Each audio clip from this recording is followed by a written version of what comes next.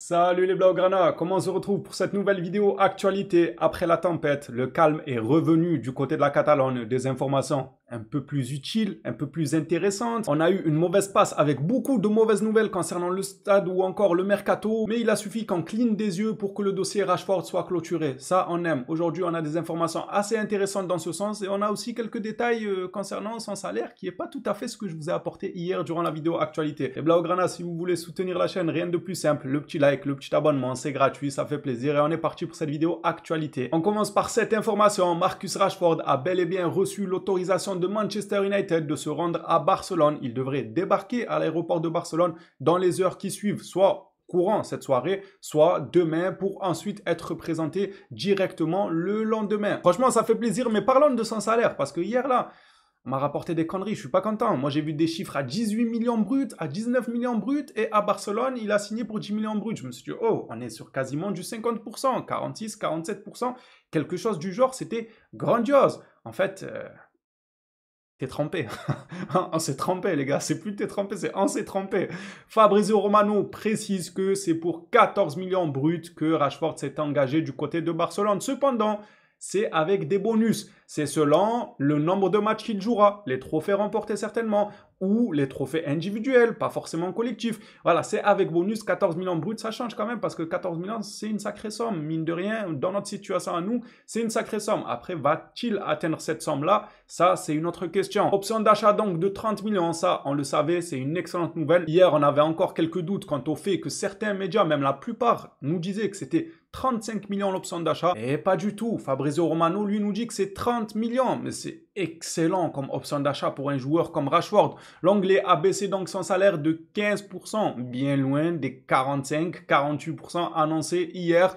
Mais c'est pas grave, écoutez, nous on prend. Après la gestion financière, le club va gérer, je ne m'en fais pas. Ils n'ont pas ramené des joueurs pour ne pas pouvoir les inscrire. Ils savent que ça serait scandaleux. Alors c'est vrai qu'on joue beaucoup. Avec la ligne rouge, c'est risqué. Ça se joue toujours à une blessure d'un joueur, une vente dans le dernier moment, mais on s'en sort toujours. On est béni. Donc moi je m'en fais pas. On va s'en sortir, même si ça va être compliqué, même si on aura le droit à des scénarios farfelus comme d'habitude. Mais c'est pas grave. Tant qu'au final ce sera fait, ça sera fait. Roger Torello, lui, nous rapporte de son côté que Rashford devrait bel et bien atterrir à Barcelone ce dimanche après-midi. Comme je vous ai dit, sachant que là, l'après-midi est déjà terminé, sûrement au cours de la soirée ou maximum demain, donc lundi. Et passer ses examens médicaux lundi, la présentation officielle étant prévue mardi. Voici le programme du club. C'est le programme du club et il paraît cohérent. Ça va se dérouler comme nous indiquent ces journalistes-là. Moi, j'y vois une cohérence. Demain, il vient. Mardi, il est présenté et hop, il s'envole ensuite par la suite avec le groupe pour aller en Asie en pré-saison. Paul Pogba a commenté ce transfert de Marcus Rashford, ex-coéquipier évidemment. Ils ont joué ensemble. Pogba déclare, c'est fou, je suis content pour lui. Manchester United perd un grand joueur, c'est génial pour Barcelone. C'est un beau message qu'il fait à son ex-coéquipier et à vrai dire, dans la foulée, nous aussi on est content de voir Paul Pogba fouler la pelouse, même si pour ma part j'aurais aimé que ce soit du côté de l'Olympique de Marseille, mais c'est dommage. Il est parti à Monaco, c'est pas non plus un choix hyper catastrophique parce que Monaco c'est une équipe que j'apprécie en termes footballistiques. Ils jouent au ballon, ils ont des cracks, ils ont des jeunes, ils sont talentueux, de fou furieux. On ne peut pas dire qu'il a fait non plus un choix catastrophique. On espère qu'il va se relancer pour le bien de nos yeux, le bien du football. Et bien évidemment qu'on souhaite pareil à Marcus Rashford, encore plus même parce que lui il nous appartient. Donc il a intérêt à performer, on va l'attendre au tournant. Sancho Valle nous parle de la règle du 1-1. Pour se conformer à la règle du 1-1 imposée par la Liga, le FC Barcelone devra comptabiliser les revenus issus des sièges VIP ou le départ d'un joueur dans ses audits financiers. Le départ des joueurs, on entend quoi par là? On va relancer le dossier Casado, le dossier Fermin. On a oublié ça, on a rangé au placard, on s'est dit que c'est bon. On allait avoir un bon 11 titulaire et un très bon. Il y a trop de bancs là. Mais le banc des remplaçants, il allait être excellent aussi. Avec des joueurs en sortie de banc qui pouvaient se nommer Olmo ou encore Fermin, Casado et j'en passe. Bon, Olmo, on n'en sait rien. Quel sera son statut la saison prochaine. Mais vous m'avez compris, on allait avoir un banc de qualité et un 11 titulaire de qualité. Commencez pas, s'il vous plaît, à nous dire que pour revenir au 1-1, on va se séparer de Fermin. Sinon, on ne cessera de répéter que la victoire aura un goût de défaite. Elle aura un goût amer. Tout ce qui est gardien, Rashford, c'est bien, on applaudira tout de même. Mais frérot, tu vas nous laisser sur notre faim, là, si tu fais partir un joueur comme Fermin. C'est une chose qu'on ne veut pas voir, donc j'espère qu'on n'arrivera pas à devoir dégager un de nos joueurs phares pour pouvoir inscrire les joueurs qu'on a recrutés. Mis à part ça, le Barça a la possibilité de faire comptabiliser les sièges VIP dans l'exercice financier. Je me prends vraiment pour un expert comptable. C'est incroyable, les fans de Barcelone. Ils ont cette possibilité-là, seulement les informations qu'on voit à gauche à droite, c'est les toilettes du Camp Nou sont prêtes, le parking du Camp Nou il est prêt, les sièges VIP ils sont pas prêts, l'ouverture du stade elle est pas prête, parce que là il faut comptabiliser ça dans l'exercice financier de maintenant, histoire de pas arriver à un point de non-retour où on aurait pas d'autre choix que de se débarrasser d'un joueur. C'est apparemment ok, même si on attendra quand même l'officialisation, mais normalement ça devrait le faire pareil. Quand il y a des informations comme ça qui sont cohérentes avec ce qui se dit en général et ce qui se passe, en réalité on peut y aller les yeux fermés. Mais nous on a tellement pris de clim que on va tout de même attendre les officialisations à chaque fois. C'est apparemment fait, Ter Stegen n'ira pas à la tournée en Asie. Et ça veut dire beaucoup. Ça veut déjà dire, soit le joueur va bel et bien se faire opérer et ça va nous dégager de l'espace financier par rapport au FPF et on pourra inscrire ne serait-ce que Juan Garcia pour commencer. Et je pense qu'on pourrait même rafistoler un peu pour Rashford en liquidant certains joueurs comme vous le verrez par la suite. Une offre de Valence est arrivée pour un joueur de Barcelone, j'en dis pas plus. Bref, Ter Stegen ne voyagera pas. Va-t-il se faire opérer ou va-t-il tout simplement quitter le club ou dans le pire des cas, le pire des scénarios qui pourraient arriver à Barcelone, va-t-il refuser de se faire opérer et en plus de ça refuser de quitter le club? Ça serait le pire scénario et franchement...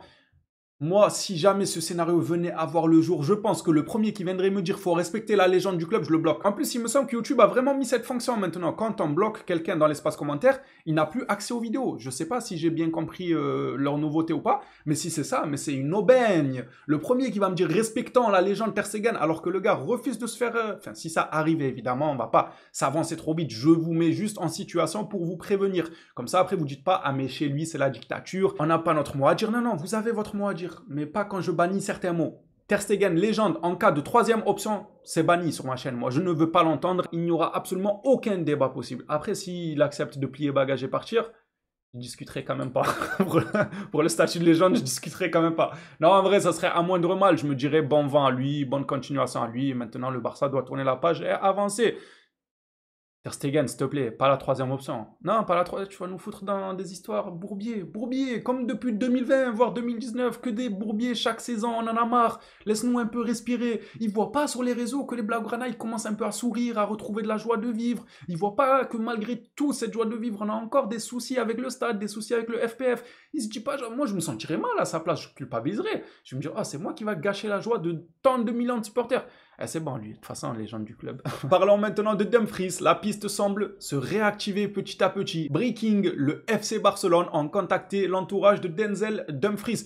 Bon, déjà, premièrement, Breaking, en gros, comme ça, alors qu'ils sont deux journalistes à tout casser à parler de cette information, ça veut dire que pour l'instant, elle est lointaine encore, ce soi-disant dossier réactivé. C'est pas le son de cloche de tout le monde pour l'instant. Donc pourquoi vous nous criez breaking? Breaking quoi?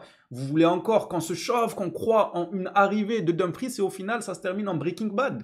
Non, ça va être la série. Breaking Bad, on va faire des trucs dans le van, nous aussi, au final, pour revenir à la règle. Mais c'est une option, ça. Pourquoi on fait pas comme dans la série Breaking Bad? On embauche Heisenberg dans le van. Il fabrique un peu de bonbons et pourquoi pas? Tous les moyens sont bons pour revenir au Big G, pour relancer la machine. Non, je rigole, évidemment, c'est des choses mauvaises. Pour ceux qui l'auront compris, oubliez, sortez-vous ça de sa tête. On ne deviendra pas un club mexicain. Ça ira. En vrai, pourquoi il crie breaking? Moi, ça me frustre parce que j'ai envie d'y croire. Mais après, breaking. L'entourage de Denzel Dumfries. Au final, on aura Denzel, l'acteur. Au final, on va finir avec Denzel. Comment il s'appelle? Washington, je sais plus comment il s'appelle.